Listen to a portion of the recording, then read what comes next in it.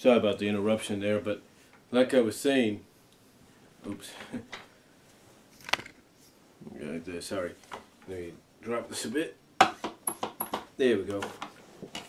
But like I was saying, that that's why that's why they got AJ doing this. I think it's a reward basically for him jobbing out, doing the job to Jericho at WrestleMania, even though, like I said, in my opinion, I think Jericho wanted to put him over. And I guess it's also a way to, like I said, show they have nothing really against people that were the faces of other companies, even if it was for 12 years. But also, like I said, just like with Daniel Bryan, in my opinion, it's to kind of help bring the best out of Roman. And this kind of tells me, in a sense, that this is probably what they're going to do with Roman for a while. That they're going to probably have him face off against guys that can bring the best out of him, so that they can try to hush up the critics and show that he's more than just, oh, the big man or the guy and all that. So, but yeah, that's why, in my opinion, AJ was put in this position. Again, I'd be shocked if they did give him the belt to kind of say, hey, look, to kind of acknowledge to the fans, hey, yeah, you were right, we made a mistake. Here, we're going to give it to this guy. I don't think they're going to go in that direction yet. I mean, will AJ get it this year? I think he will, but I just don't think it's going to be right now. I think excuse me.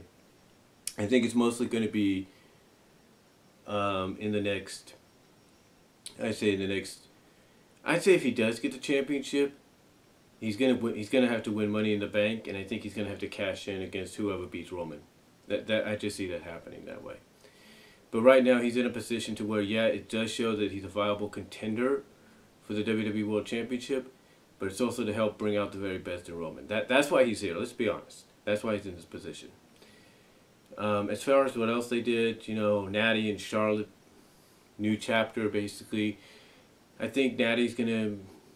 This is what I see. I think if Natty does win the Women's World Title,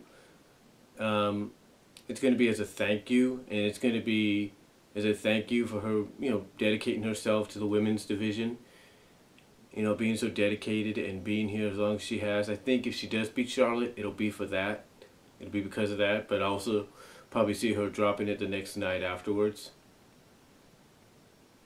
And as far as Enzo and Cass going up against the Dudleys, I think that might be interesting because at least it gives, because you're taking an established tag team like the Dudleys and you're saying, hey, give these guys the rub, and I think that's what they're going to do.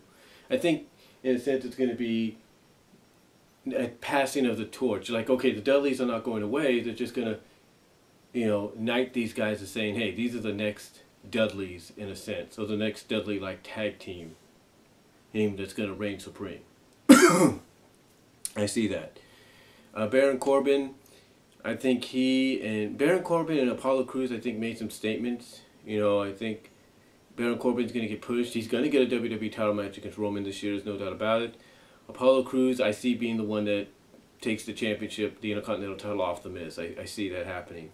So, overall, those are just my thoughts on what happened on the Raw, on some of the moments of some of the, just my thoughts on some of the moments on the Raw after Mania, I should say.